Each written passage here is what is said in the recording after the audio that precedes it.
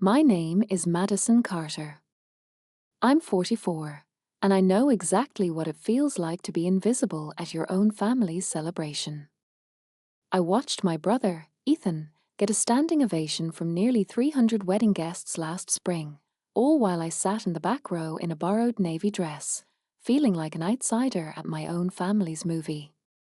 Maybe it would have stung less if I hadn't known that in just 6 hours, I'd be back in uniform at the Seattle Police Department, briefing the chief on an ongoing multi-state operation, a case that, by some twist of fate, connected back to Ethan himself. The irony, honestly, was hard to swallow.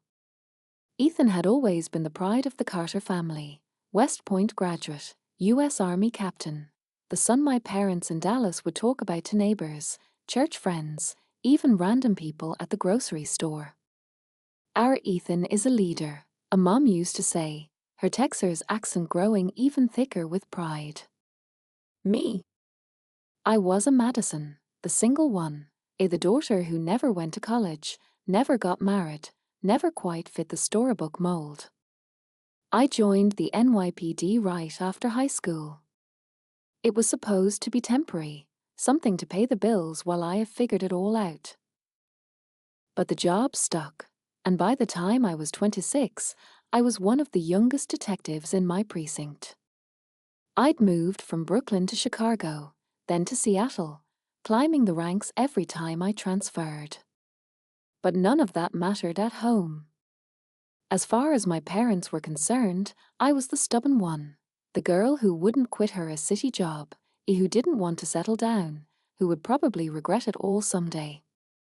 The wedding reception was pure Ethan. Elegant, over the top, and filled with his army buddies from Fort Hood. His bride, Lauren, was a trauma surgeon from an old-money Connecticut family. She looked perfect in photos and made small talk seem effortless, like she'd trained her whole life for these moments. I felt like a background character at my own brother's movie, clutching a glass of sparkling water and wondering how I'd let myself get written out of my own family script. My mom found me in the crowd, her face soft with forced cheer. "Madison, honey, have you said hello to Lauren's family yet? You know, her father is a heart surgeon. You two should talk. Maybe he can help you find a real job up here," as she said, only half joking. I forced a smile. "Thanks, Mom. I'm good." Before I could escape, my cousin Brian appeared, clutching his beer like it was the last one on earth.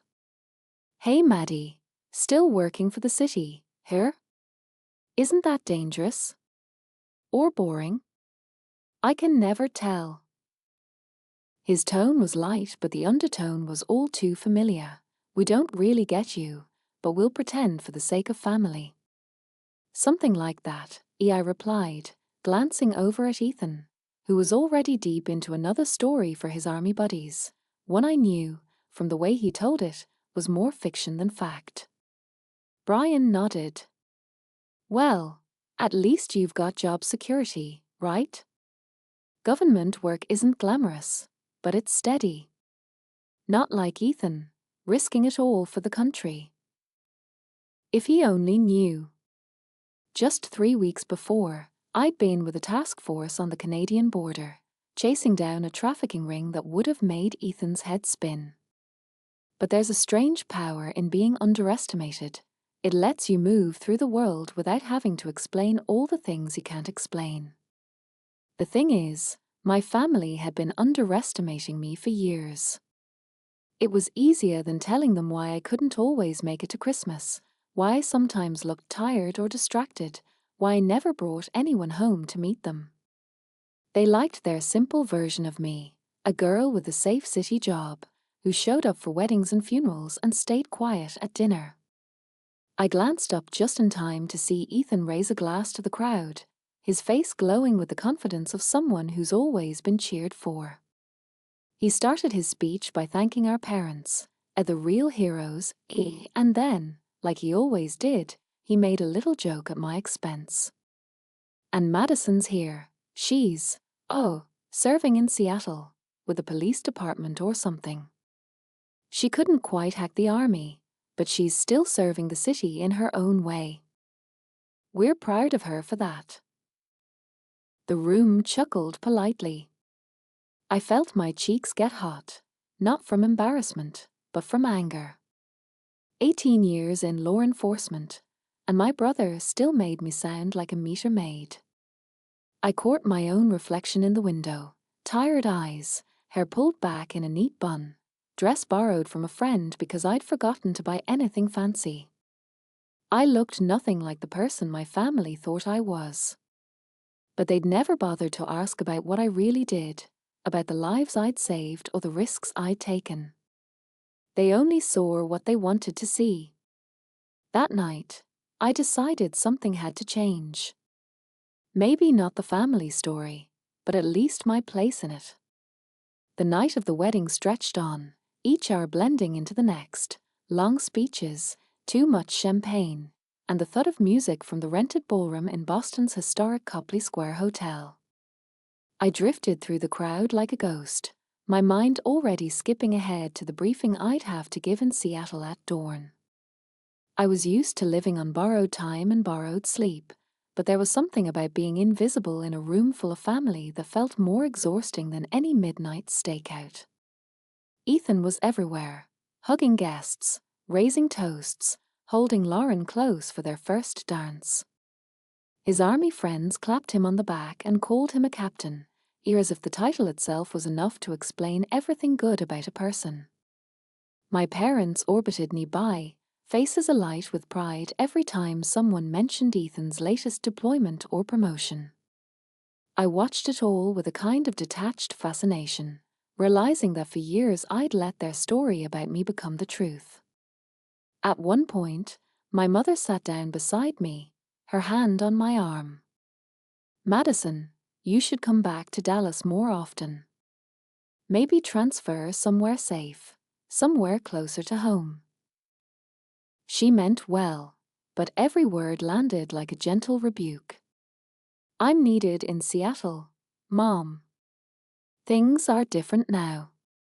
The city, it's a lot, but I'm making a difference." I tried to keep my voice steady, but I could feel the ache rising in my chest. She patted my hand. "You'll always have a place here. Maybe you'll meet someone nice, settle down. Ethan and Lauren will want to start a family. Wouldn't it be nice for cousins to grow up together?" I managed a weak smile, but inside I felt that old, familiar sting. The assumption that happiness was something I hadn't found, that fulfillment was measured by weddings and babies and holiday cards with matching sweaters. I loved my family, but I knew I'd never fit their version of success. A little later, I found myself at the bar, where Brian was regaling two of Lauren's cousins with stories about his new tech startup. When he spotted me, he called out, Hey, Maddie. Come tell them about the time you arrested that guy who tried to rob a Starbucks. You've got the best war stories, if you don't mind a little blood." His voice was too loud, and the cousins looked uncomfortable. I shrugged. "There's not much to tell. Just doing my job." Brian grinned, oblivious. "See? She's a real hero, too. Not just our Captain Ethan." But I knew the truth. To most of my family, my job was a curiosity, something they could mention to neighbors, a way to spice up holiday conversation. Not a calling, not a career that had cost me sleep, relationships, and sometimes even my sense of safety. Later that night, after the cake and the dancing, I slipped outside into the cool Boston air. The city was still alive, taxis honking, college kids laughing, the world moving on. I pulled out my phone and scrolled through unread emails, a briefing from my lieutenant, a report from forensics, a message from my partner, Zoe, checking if I'd made my flight. Real life, waiting for me. Standing there on the hotel steps, I thought about all the times I'd chosen work over family, mission over comfort, truth over the easy version of myself. I thought about every time I'd let Ethan have the spotlight, let my parents sigh about a Madison's dangerous job, and let myself be boxed in as the difficult one. But I also thought about what that work had given me, the people I'd helped, the cases I'd solved, the kids who'd gone home safe because I was stubborn enough to keep digging when others gave up. Maybe my family would never really understand it. Maybe I'd always be a question mark to them. But in the world I'd built for myself, I knew who I was. As I stood in the dark, my phone buzzed with a text from Zoe. Good luck at the wedding. Don't let them get to you.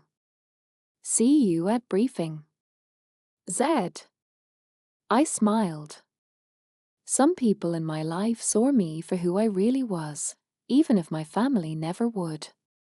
Just before midnight, as the reception wound down, Ethan found me outside.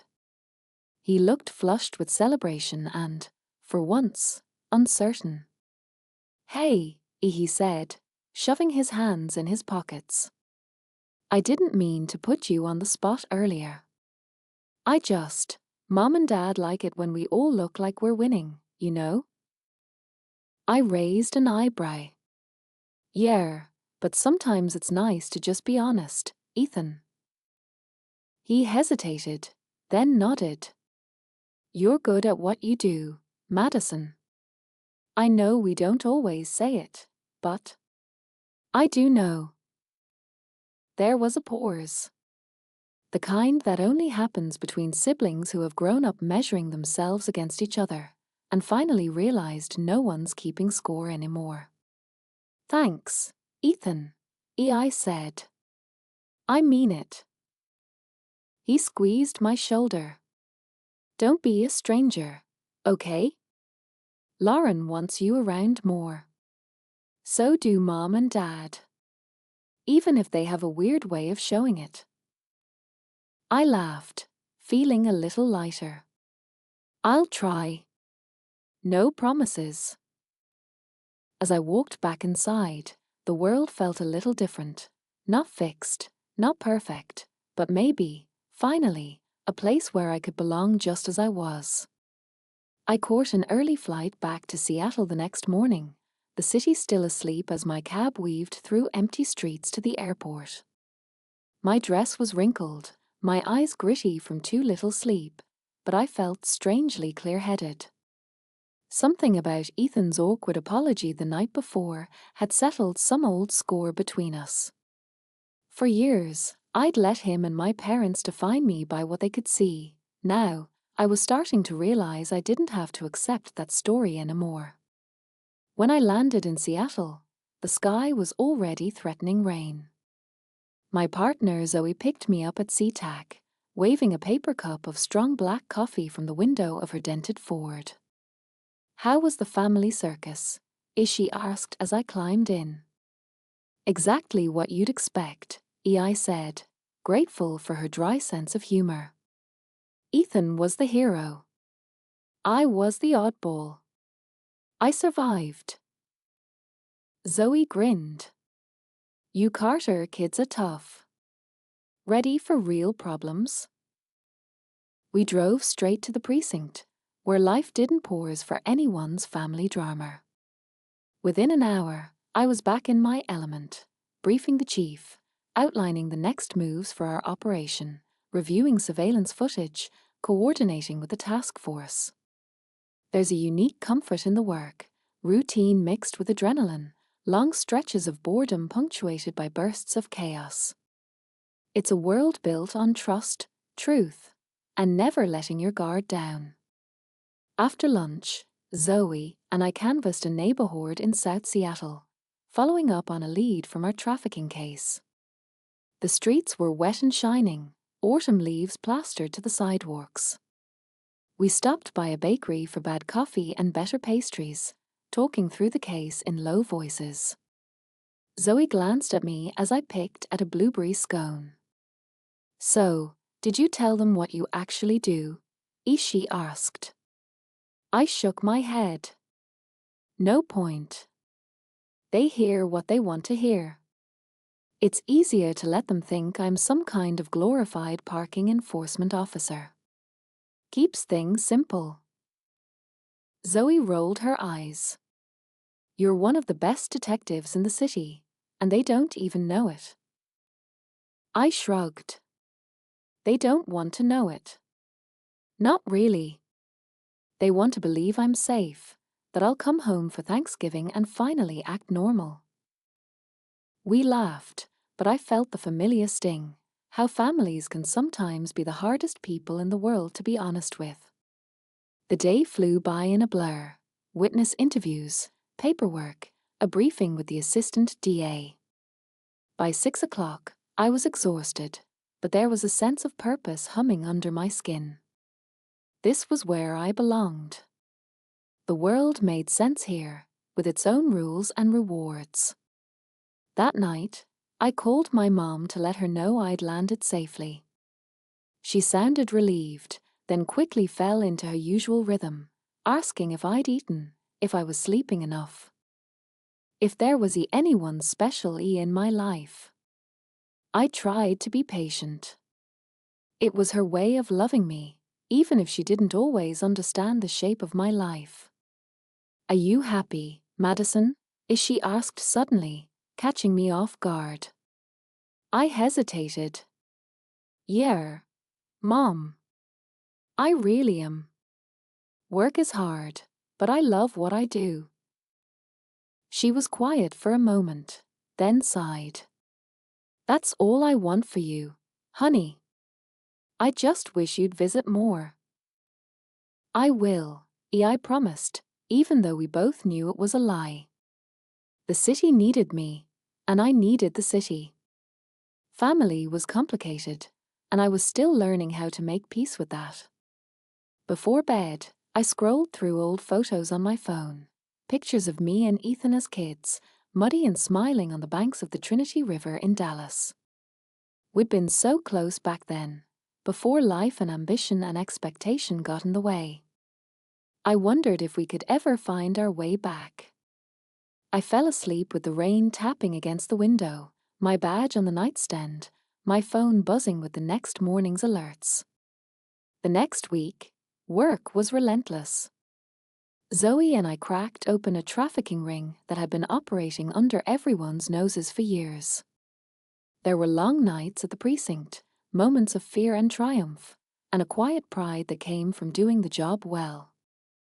My family sent texts now and then, Mom with recipes, Dad forwarding corny jokes, Ethan with a photo of him and Lauren hiking somewhere beautiful. I responded, but kept the details of my life short. On a rare day off, I drove out to Alki Beach, letting the salty wind clear my head. I watched families playing in the sand, dogs chasing seagulls, the world carrying on. I felt a pang of longing, maybe for something simpler, maybe just for the chance to be known and loved for exactly who I was. But then I remembered Zoe's words, "You're one of the best, and they don't even know it." Maybe it didn't matter if they never really understood. Maybe it was enough that I did. As I headed home, my phone buzzed with a new case file and a text from Zoe. "Let's go get the bad guys." And just like that, I was right where I needed to be. By late October, Seattle was in its stormy season, grey skies, puddles everywhere, the city glowing with neon and headlights at dusk. I'd fallen back into my rhythm, early mornings at the precinct, afternoons in the field, paperwork late into the night. There was something satisfying about the pace, the sense of forward momentum. But beneath it all, there was a quiet frustration that had nothing to do with the job. It was around this time that my captain, Chief Richardson, called me into her office. I could tell from the tight line of her mouth that it was serious. She nodded at the chair. "Close the door, Carter." I did as told and sat down, running through possible scenarios in my head, a case blown, a mistake in my paperwork, a witness who backed out. But Chief Richardson didn't look angry. If anything, she looked almost proud. "We got word from Washington," as she began, sliding a folder across the desk toward me. "Your work on the trafficking task force is getting attention. Not just local, not just state. You're up for a commendation, Governor's Medal of Valor." The words hung in the air, heavy and impossible. I stared at her, unsure if I'd heard right. The Medal of Valor was the highest honor a civilian law enforcement officer could get in the state. Zoe had joked about it once, but I'd always brushed it off. "Why me?"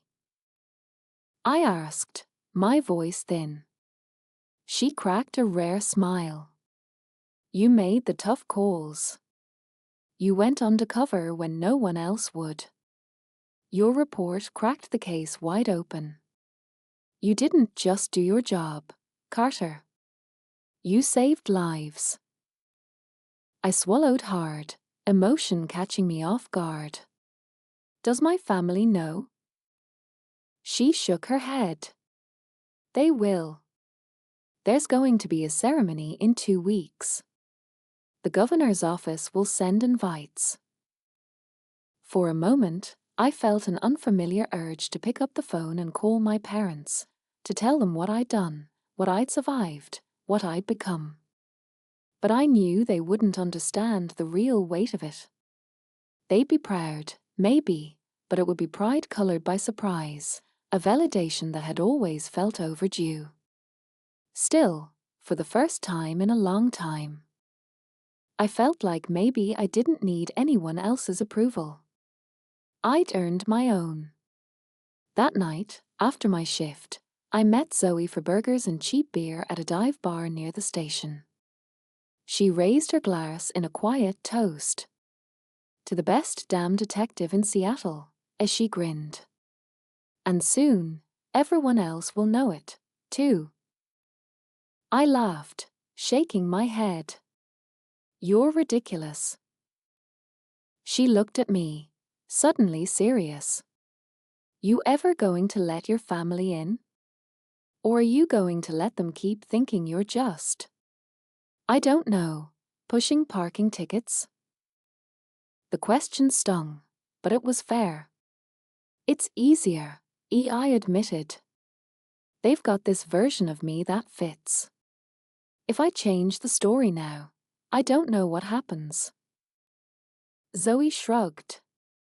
"Maybe they finally get to know the real you." Maybe, I thought, but I wasn't ready to believe it yet. As the ceremony approached, the precinct hummed with excitement. Zoe helped me pick out a new suit. The city sent an official invitation to my family's house in Dallas, and for the first time since I'd left home, my mom called me in tears. "We're so proud, honey," as she said, her voice shaking. "I always knew you'd do something big, but this is incredible." Dad got on the phone, booming with pride.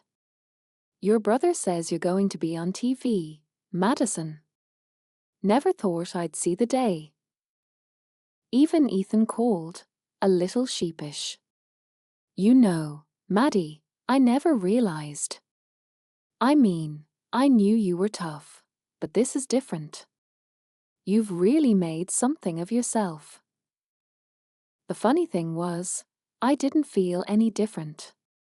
The work was the same, the grind, the risk, the endless pressure. But for the first time, it felt like maybe the truth about who I was and the person my family thought they knew were finally about to meet. On the morning of the ceremony, the city was clear and bright, autumn air crisp and cold. My parents flew in from Dallas, looking awkward but excited in their best clothes. Ethan and Lauren arrived from Boston, their baby girl in a tiny dress that made my mom cry happy tears. Zoe and the whole precinct showed up, rowdy and supportive. The governor read my citation aloud. She praised my bravery, my leadership, the lives I'd saved. The medal was heavy around my neck, but lighter than the expectations I'd carried for years. Afterward, there were photos and hugs, awkward small talk with city officials. But the moment that meant the most was later, when my parents pulled me aside. Mom hugged me tight. "I'm sorry it took a medal for us to see you. But I'm so glad we finally do." Dad squeezed my shoulder, his eyes bright. "You're our hero, Madison. You always were." Even Ethan, always the golden child, looked at me with something like awe. "You showed us what real courage looks like," he said. And for the first time, I believed them. That night, as I stood on my apartment balcony, the medal shining on the table beside me, I realized how much had changed. Not just the way my family saw me, but the way I saw myself. I'd spent so many years chasing their approval, trying to fit into a story that was never really mine. But now, I didn't need their permission to be proud. I was Madison Carter, detective, daughter, sister, survivor. And that was more than enough. After the ceremony, the world moved fast. Reporters called, wanting a quote or a quick interview. My inbox filled with old classmates and distant cousins suddenly remembering they'd always known I'd make it. The precinct threw a party in my honor, with cake and balloons, and Zoe teased me for a week about becoming a Seattle's own superhero. But when the noise faded, what stuck with me most was the shift in my family. Mom called every Sunday, sometimes just to check in, sometimes to ask about my latest case. She'd finally stopped asking if I'd found a nice man or if I was planning to move home. Now she wanted to know what a real detective did on a Tuesday, what the Medal of Valor felt like around my neck, and if I ever got scared. Dad sent clippings from the Dallas paper where my name showed up in the news. "Your uncle says you're famous now," he joked. I could hear the pride behind the words, the quiet relief that their daughter wasn't just surviving, she was thriving. Even Ethan reached out more, sending photos of his little girl learning to walk, and random texts like, "Don't arrest anybody important today, sis." Yet with every new moment of recognition, I felt the urge to pull back, to keep part of my life private, to hold on to the gritty, imperfect world I'd built for myself. It was easy to accept their love now that I'd proven myself, but I couldn't help resenting that it took a public ceremony to finally earn what I'd always wanted from them, respect for who I truly was. At work, nothing really changed. Cases still came in at all hours, victims still needed help, suspects still lied, and sometimes justice felt impossibly out of reach. The city didn't care about medals. The job was the job, and I was grateful for that constancy. It kept me humble, grounded, and always a little hungry to do more. One night, months after the ceremony, I caught a particularly tough case, a missing child in a neighborhood where nobody trusted the police. Zoe and I spent days canvassing, knocking on doors, sleeping in the squad car for a few hours at a time. When we finally found the girl, safe but terrified, I realized that the work itself was the only reward I really needed. That night, I called my mom, not for praise, but just to share the relief, the simple human joy of bringing someone home. "I'm proud of you, Maddie," as she whispered. "Not because of a medal. Because you never give up." I blinked back tears, thinking of all the years I'd spent trying to earn those words. Now, finally, they felt real. Spring came to Seattle slowly, but with it came new energy. I started running again, something I'd stopped doing years earlier when the job felt too heavy. Zoe joined me some mornings, and we laughed about being old cops chasing high school athletes around Green Lake. My family visited more often, Ethan with Lauren and their baby, Mom and Dad with stories from Texas and bags full of homemade food. Sometimes the old awkwardness crept in, but it was softer now, tinged with a mutual willingness to try. My parents still didn't understand everything about my life, but they no longer needed to. It was enough that they asked, that they listened, that they cared. At the precinct, the younger officers started coming to me for advice, about cases, about handling the pressure, about life. It was strange, being seen as the wise one, when for so long I'd felt like the odd one out. I found myself telling them the same thing Zoe once told me: you don't have to fit someone else's story. Write your own. Late one evening, as I was leaving the station, Ethan called. "Hey, Madison. You got a minute?" "Always," I said, locking my car. There was a pause. Then, I was talking to Dad about you. He said he always knew you were tough, but that seeing you get the Medal of Valor made him realize he never really knew what you were made of. I leaned against my car, smiling at the old city lights. None of us know what we're made of until we're tested. He chuckled. You're right. Anyway, I'm glad we're talking more. I miss you. I miss you, too, I admitted. Let's not wait for a crisis to call each other. We made plans to visit that summer, maybe hike in the Cascades or just sit by the lake, talking like we used to.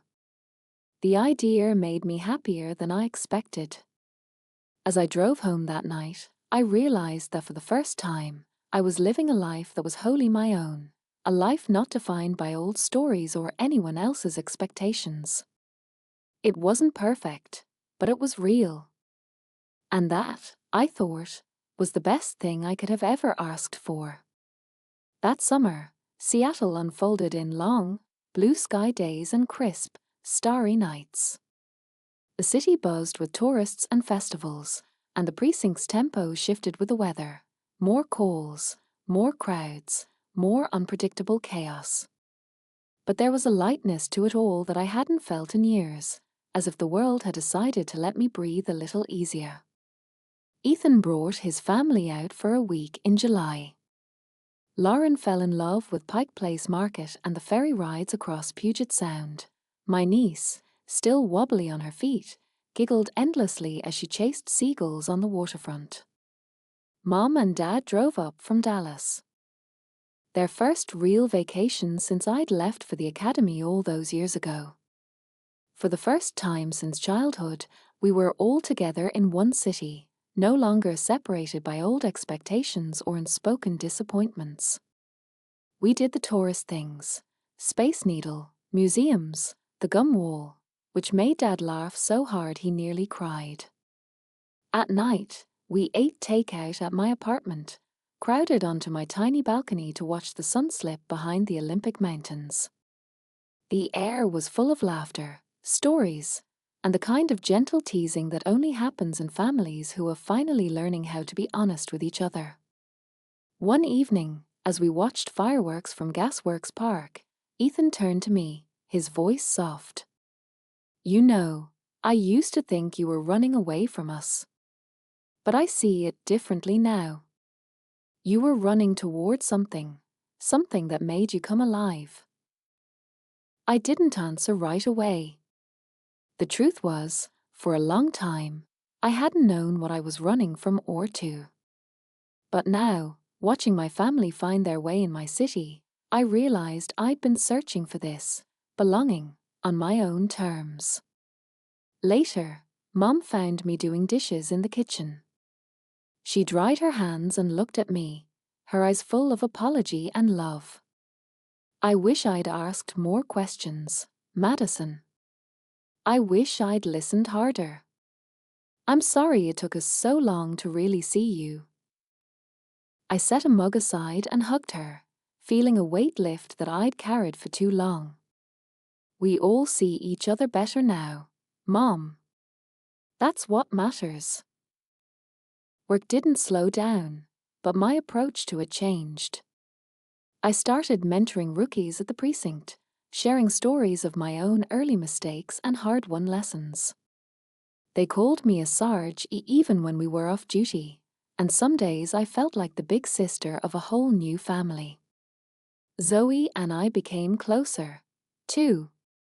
She was the one who nudged me to take a few days off, who dragged me hiking when the world felt too heavy.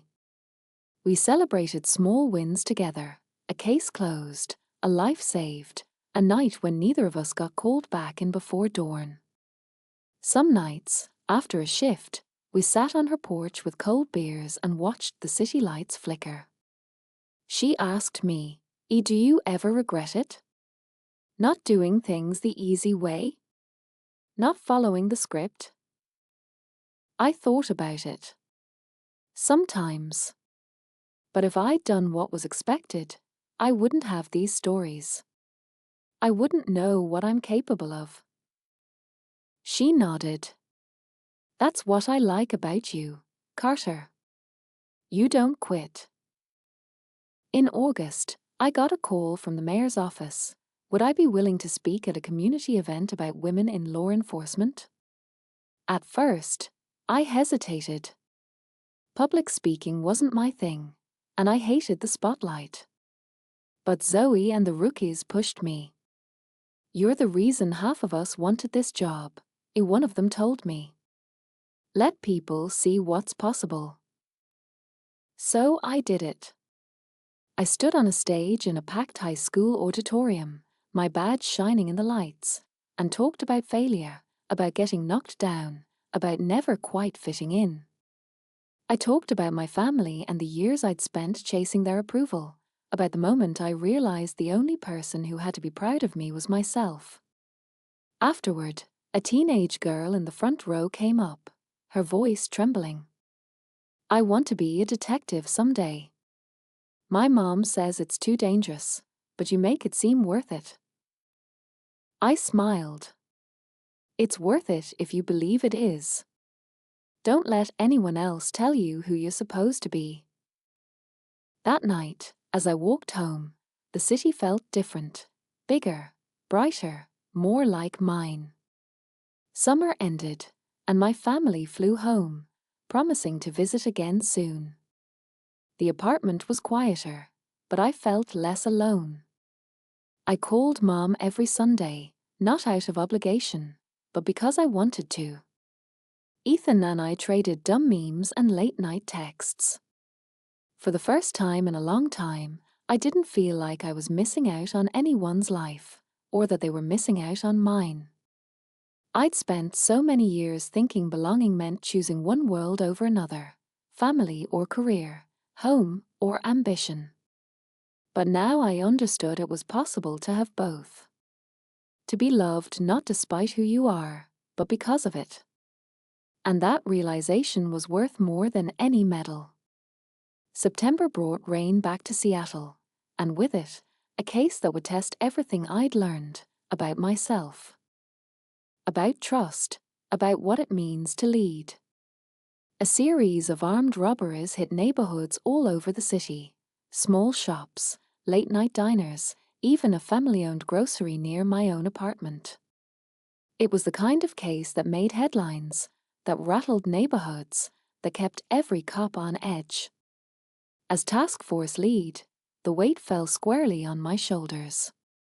I spent long days reviewing grainy security footage and longer nights at community meetings, listening to worried residents and frustrated business owners. The pressure was intense. Social media spun wild rumors, and the mayor's office called twice a day for updates. Even Zoe, always calm, was tense. One night, after a late shift, I sat alone in the squad room, reviewing witness statements under the harsh fluorescent lights. My phone buzzed with a message from Mom. Just checking in. Hope you're okay. That says you're on the news again. Be safe. We love you. I closed my eyes for a moment, letting the words sink in. For so long, I'd craved their attention. Now, I felt their concern as a kind of strength. It reminded me I wasn't alone, not anymore. The break in the case came unexpectedly. One of the rookies I'd mentored, Officer Gassier, noticed a pattern in the getaway routes. He brought it to me, nervous but hopeful. We spent the next 48 hours running down leads, coordinating with patrol, working side by side with detectives from every corner of the city. I barely slept, living on black coffee and pure adrenaline. When we finally caught the crew, a group of local kids, desperate but smart enough to evade capture for weeks, I felt an odd mix of pride and sadness. The case was closed, but their stories weren't. Some were barely out of high school, more scared than dangerous. The arrest made the front page, and the mayor held a press conference to praise the outstanding leadership from Detective Sergeant Madison Carter and her team. Back at the precinct, Zoe clapped me on the back. "Not bad, Sarge. City owes you a parade." I just smiled. I'll settle for a weekend off. But more than the public recognition, it was seeing the rookies grow that meant the most. Gassier's eyes lit up as he walked his first suspect into booking. The other young officers congratulated him, and he gave me a grateful nod across the squad room. In that moment, I saw my own journey reflected, how much you can change, and how much you can help others find their way. That Friday, I video called my family for the first time since the case broke. Ethan answered with his daughter in his lap, Lauren beside him, Mom and Dad waving from their kitchen in Dallas. They asked about the investigation, listened to my stories, and told me about their own lives, the baby's first steps, Dad's new garden project, Mom's latest book club drama. For the first time, the conversation didn't feel one-sided. They were interested, engaged, present. And I was able to share my world, not the medals or the headlines, but the real work, the moments that made it matter. After we hung up, I sat back and thought about how far we'd all come. The old stories, the ones about who was successful, who was the hero, who was the disappointment, felt faded now, replaced by something simpler and truer. We were just a family, doing our best, learning to show up for each other in ways big and small. Later that night, Zoe and I celebrated with takeout and a rare bottle of wine. We toasted to the team, to new detectives, to cases solved and lessons learned. She nudged me, grinning. "You know, Carter, you're not the same person you were a year ago. You're lighter." I laughed. Maybe I finally realized I don't have to carry it all alone. She raised her glass. "To letting go." I looked around at the precinct, at the team I'd helped build, at the city I'd learned to love. For once, I felt at home, fully, completely, with no part of myself hidden or minimized. As rain tapped softly against the window, I whispered to myself, This is my story now." And for the first time in my life, I believed it. October swept into Seattle in a storm of red leaves and cold wind, but I welcomed the change. After months of relentless work, the city's rhythm felt steadier. Calmer, like even the sky was giving us all a moment to breathe. For the first time in years, I found myself settling into something that resembled a real life, not just survival. With the big case behind us, I took a week off. No badge, no radio, no squad car humming outside my apartment at night. I started small, coffee dates with Zoe, reading novels in my favorite Capitol Hill cafe, running the green trails of Discovery Park with no destination in mind. I let myself remember what it felt like to simply be present, to enjoy ordinary days without always looking over my shoulder. Halfway through my week off, Ethan called. "Mom and Dad want to come up for Thanksgiving," he said. Lauren's parents, too, if you're up for it. Could we all fit in your place? I laughed, picturing the chaos. We'll make it work. Besides, Seattle's got plenty of pie shops. Ethan's voice grew softer. It means a lot to them, to all of us. Being together, here, where your life is. It was a simple thing, but it felt huge. For so long, family gatherings had happened on their terms, in their spaces, with their rules. Now, for the first time, they were coming to me, into my city, my world. As the holiday neared, I found myself looking forward to it with a mixture of excitement and nerves. My apartment was small, but I scrubbed every inch, borrowed an extra table from Zoe, and bought way too much coffee. The morning they arrived, I watched from my window as their rental car pulled up, Mom with a tin of homemade rolls, Dad carrying suitcases, Ethan wrangling his daughter's tiny coat. Inside, the apartment buzzed with the energy only family can bring.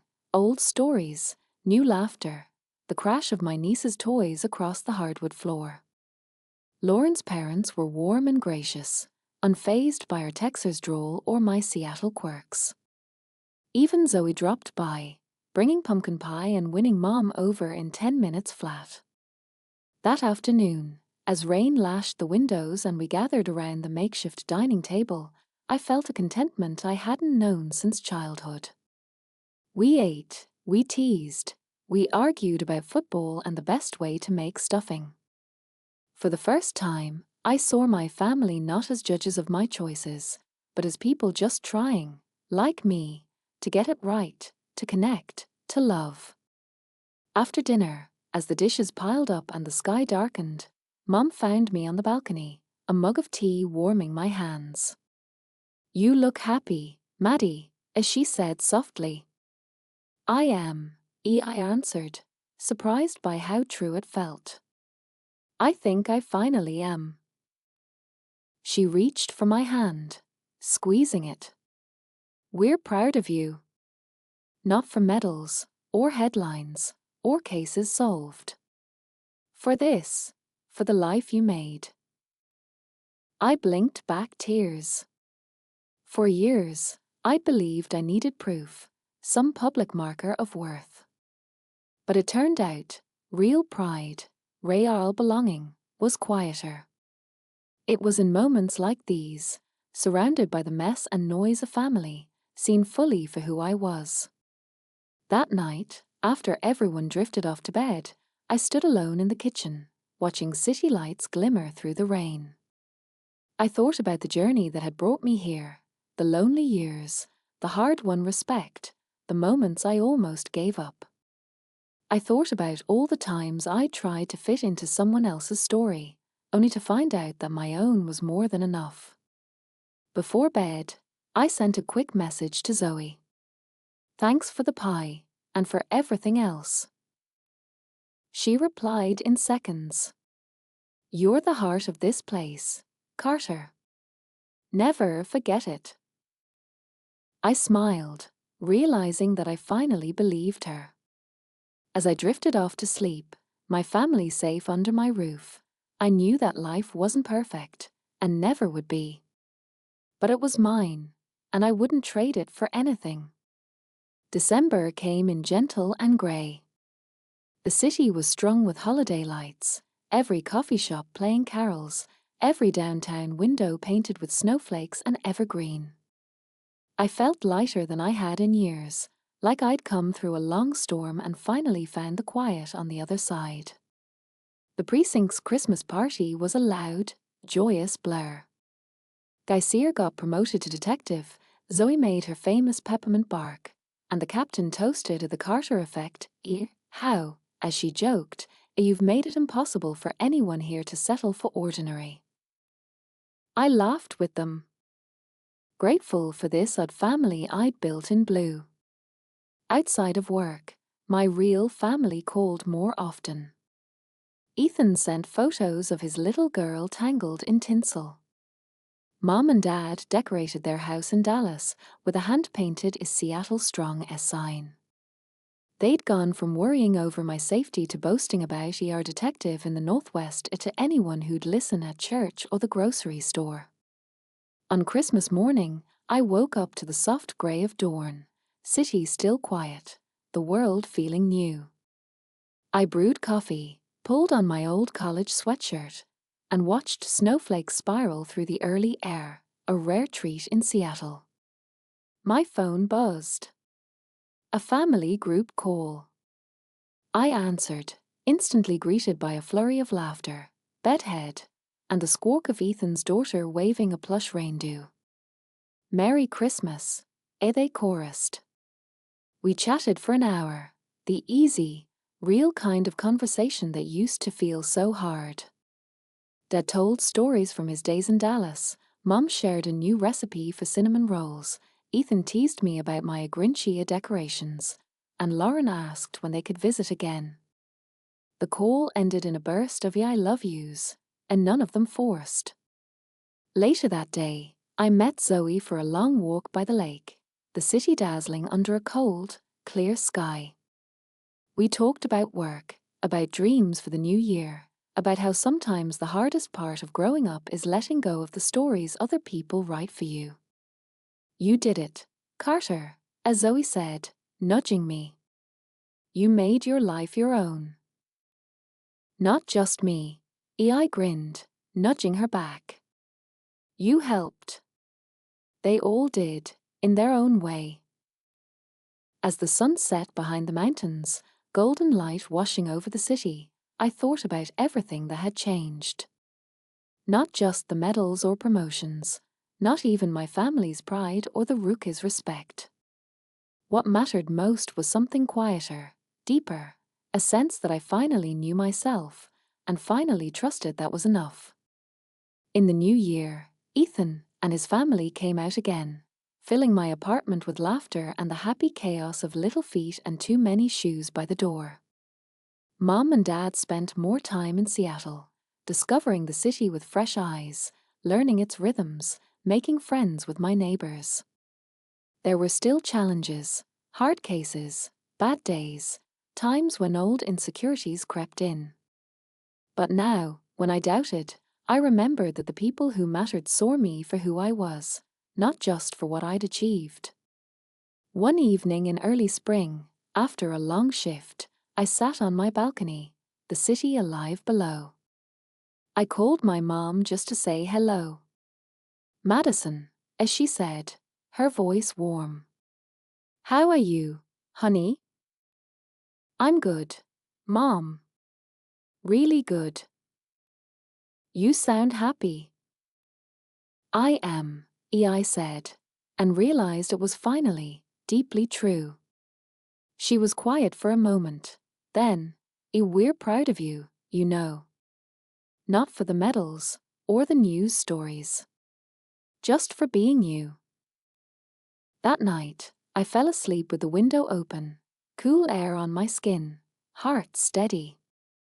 I dreamed of home, of family, of the city that had become both. I dreamed of my younger self, brave and stubborn and a little bit lost, and I wanted to tell her, "You get there. It's not the road you imagined, but it's real, and it's yours." As life moved on, more cases, more stories, more ordinary miracles, I carried that truth with me. I didn't need to fit into anyone else's idea of success, or carry their old disappointments. I was Madison Carter. Detective. Daughter. Sister. Friend. And that was enough.